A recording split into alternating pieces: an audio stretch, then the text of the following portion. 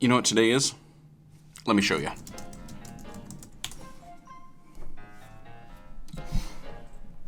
Yeah, it's Cinco de Mayo, which means that I'm also going to be having a burrito this evening when I go to watch Doctor Strange in the Multiverse of Madness.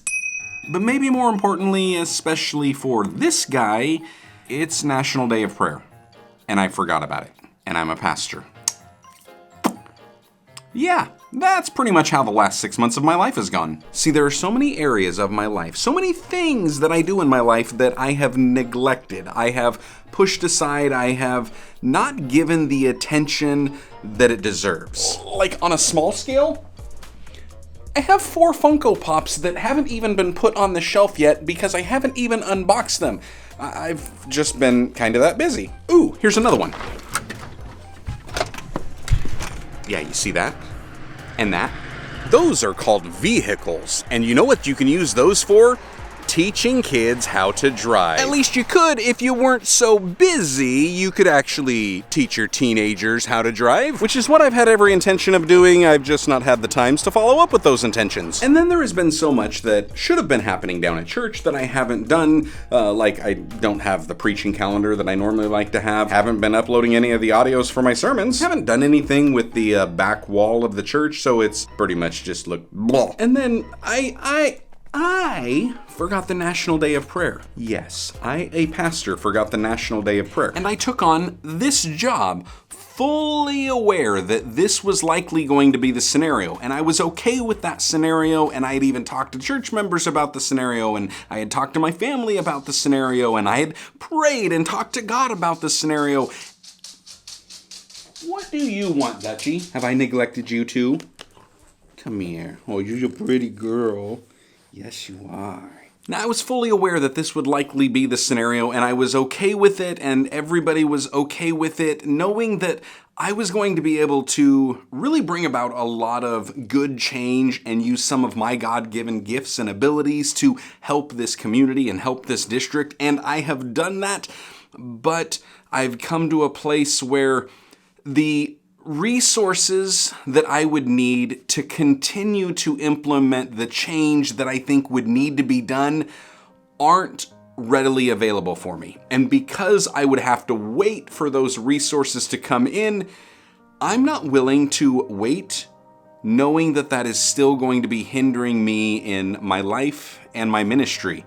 Because I don't know if any of y'all noticed, but I've kind of been neglecting you as well. And I try to be upbeat, and I try to put on a good face for that. Not that it's fake, but it's, I don't know, maybe me just trying to call those things to be not as though they are, trying to be optimistic, trying to think and focus on the good things, but that has not been a good thing. And it bothers me.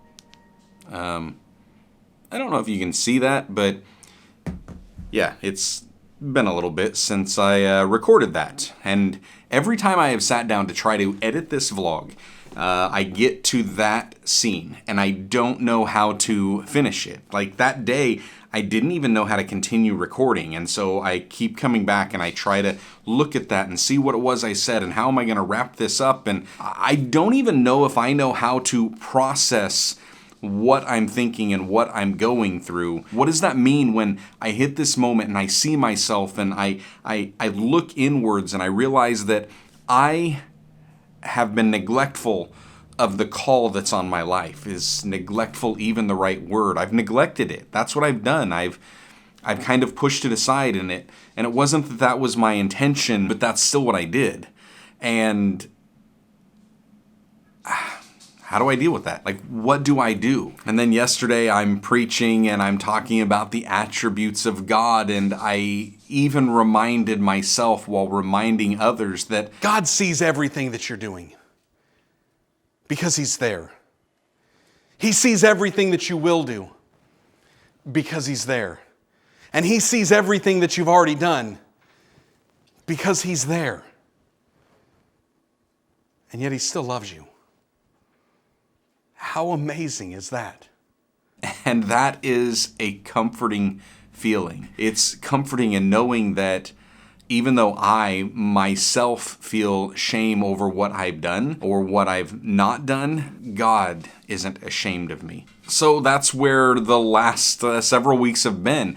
This reflection time and really seeking God's face and trying to find the right path. So what that means is I've turned in my resignation. As of June 30th, when my contract expires, I will no longer be transportation director. And it's about time, because I'm done with this.